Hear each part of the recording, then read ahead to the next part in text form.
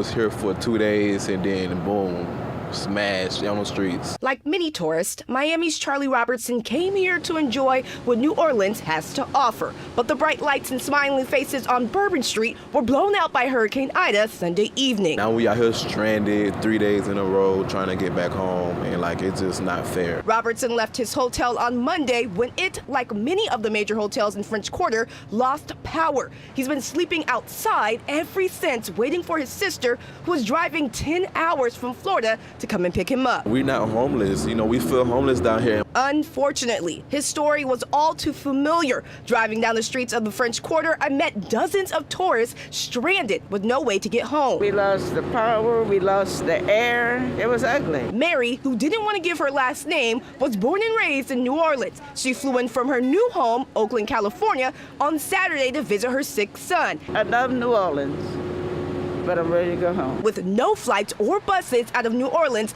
it's a waiting game for many out-of-towners. We're just waiting for our flight when the airport opens up. If you're lucky enough, you can find shelter at a hotel, but many started removing evacuees once they too lost power. The convention center, once a shelter during Hurricane Katrina, was not available to evacuees. Instead, there was this sign asking evacuees to call 211 or 311, so I called them. Text LA Shelter to 898-211. And text LA Shelter and got this message, offering 2 statewide shelters nowhere near Orleans Parish or any of the surrounding parishes. We have no local shelters. 311 wasn't much help either. So the question remained, where are evacuees supposed to go? Day by the day goes by, we just praying because like we don't have nowhere to go. Though many out-of-towners may still appreciate all that New Orleans has to offer, at this moment, this sentiment seems to be felt by many tourists trapped here during Hurricane Ida. I'm just ready to go home. Candace Charles, Eyewitness News.